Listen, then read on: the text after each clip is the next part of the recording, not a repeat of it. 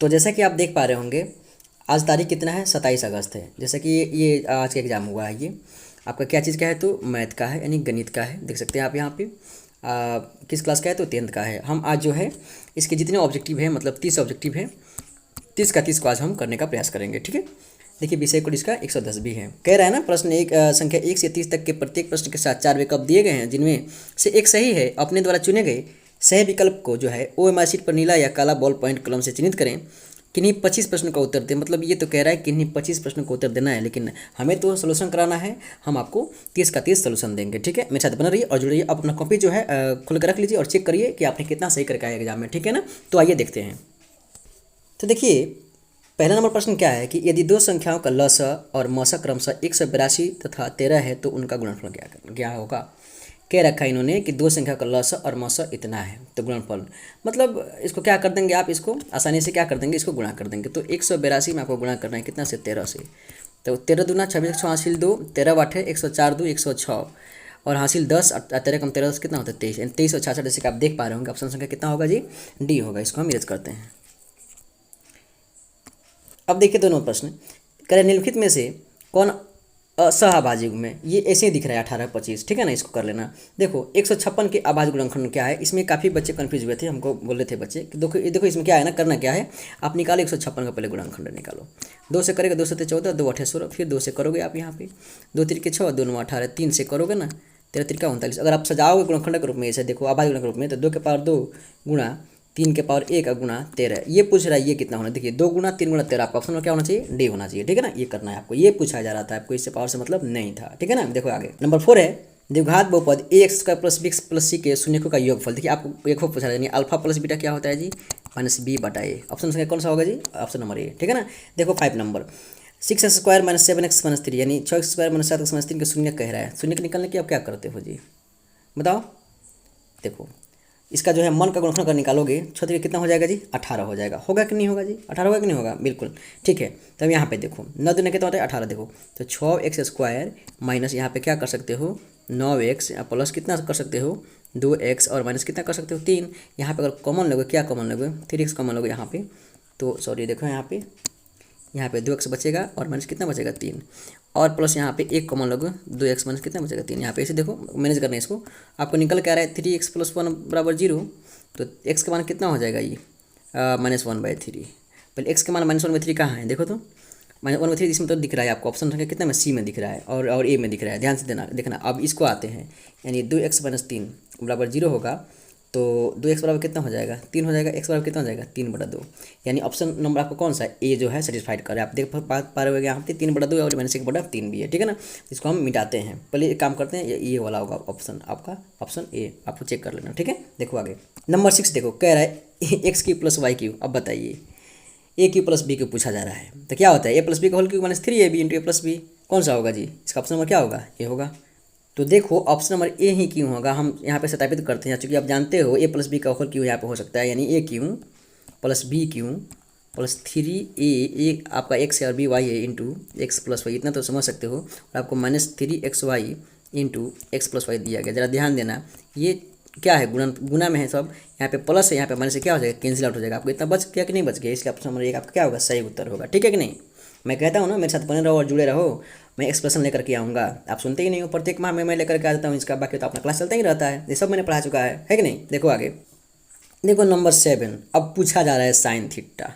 ये बताओ यहाँ पे दिया भी गया है इस थीटा के लिए, देखो जरा पे यहाँ पे ये थीटा के लिए यहाँ पे है, यानी इस थीटा के बारे में बात किया गया। तो पी के लिए आपका पी ही होगा और बी के लिए आपका ये बी होगा, यानी आपको साइन थीटा पूछा जाता है। जब पी बटा यानी पी अब बटा कितना हो जाएगा यार, इसके लिए पी ध्यान देना। इनका हमने पता रखा है कि जिस कोण के बारे में बात किया जाए उसके सामने भुजा क्या होती है, लंब होती है। जाके पहले क्लास तो करो उसका, है कि नहीं। ट्रिग्नोमेट्री का जो है सारा लिंक जो है दे दिया गया डिस्क्रिप्शन में, ये जाके पहले आप देखो पहले।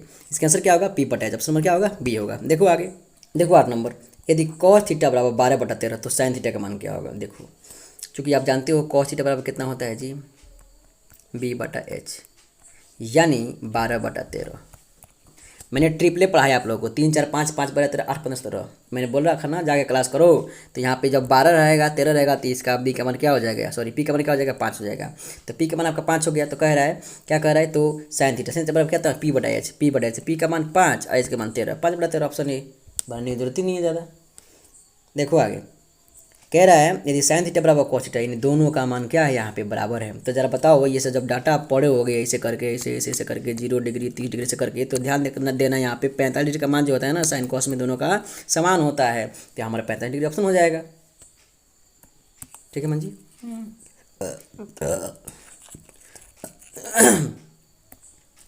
देखो 10 नंबर, देखो कितना आसान, मैंने बताया रखा है कि दोनों को जोड़ देना, कितना आ जाएगा 90 डिग्री, और ये दोनों का विपरीत दिया गया साइन कोल्टा कॉस, इसका वैल्यू हमेशा एक ही होगा। अब कम नंबर सी होगा, जाके पहले क्लास करो फिर पता चलेगा। देखो अगला साइन 60 का मान कितना होता है जी √3/2। अब जरा बताओ कॉस 30 का मान ऑप्शन नंबर एक ही मिल गया, यानी साइन 60 डिग्री और कॉस 30 डिग्री का मान दोनों क्या होगा आपस में बराबर होगा, √3/2 ही होगा, इसका ऑप्शन नंबर क्या होगा ए होगा। देखो 12 नंबर मूल बिंदु से -3 और -4 की दूरी, अब बताइए कह रहा है इसका दूरी क्या होगा, दूरी क्या होगा इसका, आइए देखते हैं। देखो कह रहा है ना मूल बिंदु से कह रहा है, मूल बिंदु आपका 0 0 मान लीजिए, इससे दूरी जो है आपका ये 3 -3 और -4 कह रखा है। आप जानते हो x2 - x1 का whole square plus y2 - y1 का होल स्क्वायर, तो x2 हमारा कितना हो जाएगा ये -3 का, यहाँ पे देखिए -3 और यहाँ पे -0 का होल स्क्वायर, ऐसे करके हो जाएगा प्लस -4 और -0 का होल स्क्वायर हो जाएगा। ये रूट में तो रहेगा ही, आप जानते हो 3 3 9 और प्लस 16 कितना हो जाएगा 25, 25 का वर्गमूल निकल कितना आ जाएगा 5। देखो आपका 5 का दिया है कि ना, ऑप्शन नंबर सी होगा। ठीक है ना। देखो आगे देखो 13 नंबर में क्या कर रहा है, बिंदु ए बी तथा -a और -b के बीच की दूरी कह रहा है, डिस्टेंस कह रहा है। तो आप जानते हो डिस्टेंस फॉर्मूला क्या होता है, x2 - x1, ये x2 है ये x1 है, ये y2 है y1, लिखने की जरूरत नहीं पड़ेगी, आप जानते हो। देखो -a और -a का होल स्क्वायर प्लस -b और -b का कितना हो जाएगा होल स्क्वायर, दोनों का क्या होगा रूट। तो देखो ये ए क्या हो जाएगा -2a का स्क्वायर प्लस -2b का स्क्वायर, ध्यान से देखना है यहाँ पे, ये हो जाएगा 4a का स्क्वायर और प्लस 4b का स्क्वायर। ये तो होगा कि नहीं होगा पहले बताओ, 4 देखो 4 होगा कि नहीं होगा, यहाँ पे क्या है रूट है, तो ध्यान देना यहाँ पे 4 कॉमन लोगे ना, तो यहाँ बचेगा a स्क्वायर प्लस कितना बचेगा b स्क्वायर, रूट में रहेगा। अब देखो इसको मैं मिटा के बनाता हूँ, यहाँ तक कवर कर लेना। ठीक है, देखो आगे फिर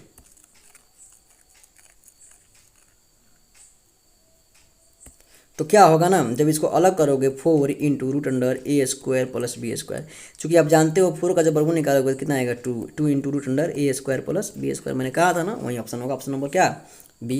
तो फिर देखो आगे देखिए चित्र में क्या कह रहा है कि यदि समबाहु त्रिभुज के प्रत्येक भुजा की लंबाई 12 सेंटीमीटर, तो इसको ऊंचाई क्या होगी, ध्यान से देखना, यहाँ पे मैं फोटो बना रहा हूँ इधर।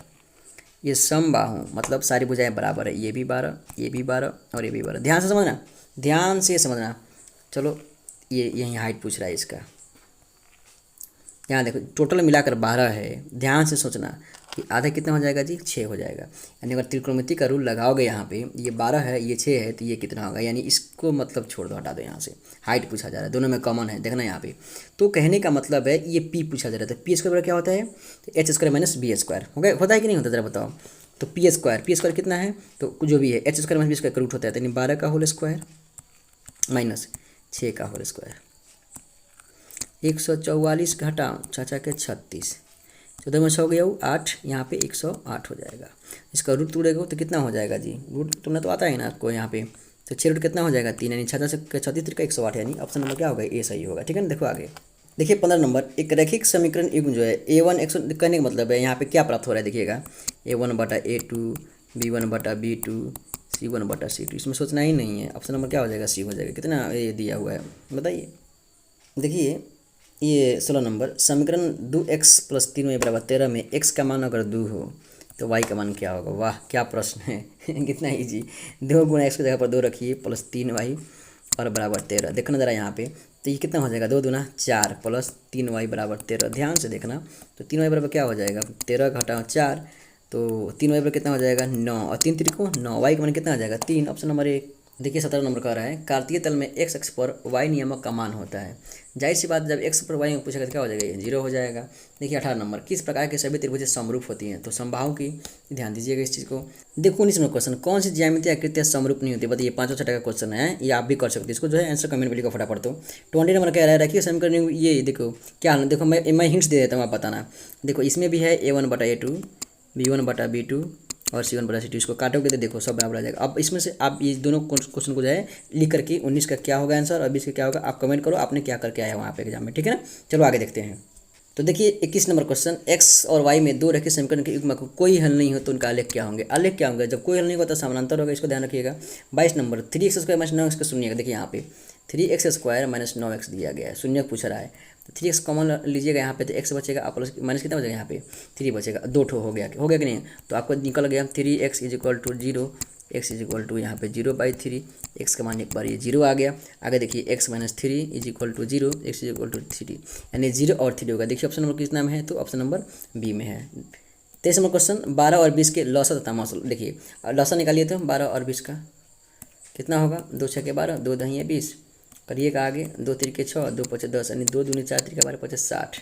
ध्यान दीजिएगा क्या है, लसा आया है। मौसम निकालिएगा 12 और 20 का, इसे भाग विधि निकल जल्दी से यहाँ पे। यहाँ देखिएगा 12 एकम कितना हो जाएगा, 12 8 और 12, 8 एकम 8, 4 8, 4 दूनी 8 इन करें मतलब 4 आएगा।